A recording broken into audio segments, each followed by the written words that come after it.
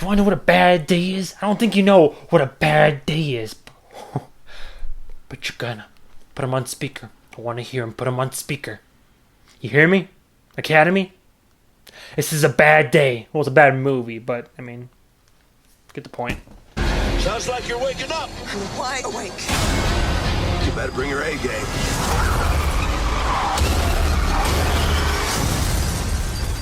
You're gonna need it. So we have Unhinged. Man, what a yeah,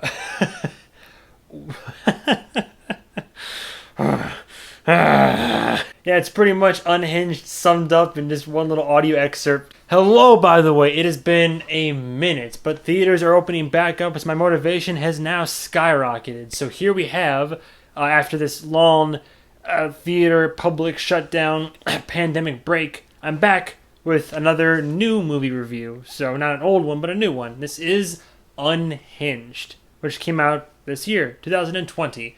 It's directed by a Derek Borte, who the only, according to IMDb, the only things he is known for, what was it again? American Dreamer, The Joneses, and London Town. All three movies of which I have never heard of, but he's had writing credits and other. He's been in Hollywood, but he's not a name that he's not a household name. You wouldn't know. He's no J.J. Abrams, but we got him.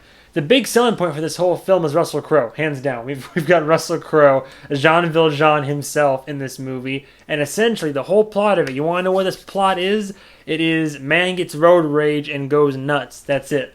That's the movie. Now I gotta say, as a premise and with the trailers, it's not a bad premise. Because, like, we all know about road rage. We've all experienced it. We've all been either victims of it or we have cast our hatred and anger onto other people while driving. We've all had road rage. But this is that ideology of somebody who just, like, they're having a bad day or maybe life's not quite going their way. And so it happens to be Russell Crowe in this case. The gal who pisses him off is an actress by the name of Karen Pistorius, who I was unfamiliar with, but she's been in big hits like Mortal Engines or even Netflix's Cargo, that one with Martin Freeman. That wasn't a huge fan of that one, but people talked about it for a couple weeks, so there's that. And you see it in the trailer. Like, he's at he's green light, and she's like, come on, and goes around, and he's just like, hey, so what happened to a courtesy tap? You know, we used to have a courtesy tap, but beep, beep, but you, like, laid on your horn, and now I'm mad, and I want an apology, and, you know, I'm sorry, maybe, you know what? I zoned out. It's okay. I zoned out, and, you know, got a little away from me, and she's just like, no, I don't have anything to apologize for. And he's like, maybe I'm having a bad day, and it just gets into a thing where it's like, you don't know what a bad day is, do you? And then the movie ensues to him being like, no, you're gonna learn what a bad day is. She does, because then he just starts fucking hunting her down and like just trying to make her life a living hell. And that's what the hour and a half or so, that's when the next hour plus ensues. Gotta say, the movie's not great. Like, I had fun with it. I went to go with the franchise. We were, like, laughing, cracking up, making jokes. We were the only two people in the theater. So we were just kind of, like, having a day with it. But this movie, you can't really take it seriously. It's not really well written. There's some pretty cheesy and questionable dialogue. And when I tell you, you have to, like, normally in a movie, you can suspension of disbelief to an extent. I mean, there's some movies that, like, will try to take themselves seriously and offer some realism. This movie, every other decision made by our main character trying to escape from Russell is almost nonsensical. And just, like, the police responses and other people, how they respond, like, honestly, this is just an hour and a half of watching Russell Crowe literally get away with murder, but he is so into this role. He's just hamming it up and chewing up the lines and the scenery. Like, even though the dialogue is not great, he is entertaining to watch on screen. Just getting away with everything. Like, cutting people off, hitting people in his car, murdering people in cold blood. Like, it's directed all right. I can see what was going on. Things weren't too choppy, but what was on screen, I mean, there were some stunts in there that were like the Fast and Furious level of like vehicles hitting each other and going into big crashes. I'm like, oh, that's the accident that probably used up most of the budget right there. And everything from kind of the plot progression to the resolution, I was just like, really?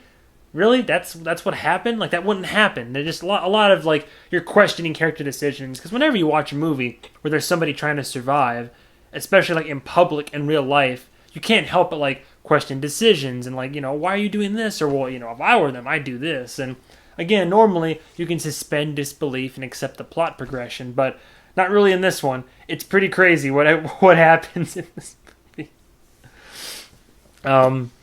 Not much else to say. I mean, look, I'm just happy to get back into the theaters. I'm happy. This is one to have fun with. I will say this. Look, before I give my final rating, well, you know what? No, actually, let's just get right into it. I don't have much to say about it. It's directed all right. The screenplay definitely is nothing original. It's pretty cheese. There's some plot devices and some like heavy foreshadowing. Like it's I would almost say it's predictable, but like honestly, the way that it goes is kind of so bonkers. It's just like you're just kind of in for the ride. Like you don't predict the plot in this one. You just watch events unfold, and you're like, well, shit, okay. And for that reason, I look.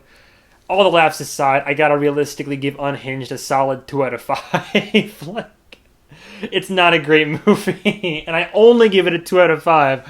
I only give it that. It would probably get a 1 out of 5, but unlike something unwatchable to me, like The Grudge or something, like at least this, look, don't go see it in theaters. Don't see it in theaters. Don't waste your money. Maybe if you have a free pass, sure, but like wait to rent it. Then get together with your friends, start drinking, make a game. Every time that Russell Crowe grunts in this movie, you take a sip. Don't take a shot because you'll fucking die, but like take a sip. And oh my god, it'll be, by the end of it, it'll be the best movie you've seen all year. But no, this one ain't gonna win any Oscars, and it's just disappointing because for like a thriller, it had a very solid premise, like road rage driver that ends up like taking it far and is like takes it just to that point of violence and escalation and just a ridiculous level. For them, I give them props because they went all in. So I don't give it a 1 out of 5. I give it a nice solid 2 because it's not a good movie, but it's definitely a fun watch under the right circumstances. Just again, don't waste your time seeing it in theaters. There's plenty of better thrillers out there. Wasn't that one like with Halle Berry in her minivan going after her kid? I didn't see it, but it looked good. So anyway, quick little one right there. That is my review of Unhinged, released in 2020. One of hopefully many more films to come because this year's not over yet. We're still in summer. I might have missed about, 3+ months? Well, about 3 months or so of summer season movies, but just you wait. Just you wait. It's my Hamilton reference for this video. Finally watched it. There's that. I could review Hamilton. Anyway, thank you so much for watching. If you have any requests for movies, as always, leave them in the comments below. If you agree or disagree, let me know. Like, dislike, subscribe for more content and more movie reviews or what have you, and I'll let you know what is worth seeing if you care much for my opinion. Maybe you do, maybe you don't. But yeah, I'll review requested movies, or otherwise I'll keep reviewing, as the pact I made, every single film I see in a theater in 2020, which so far, done it. In the meantime, thank you guys and gals so much for watching, and goodbye, travelers.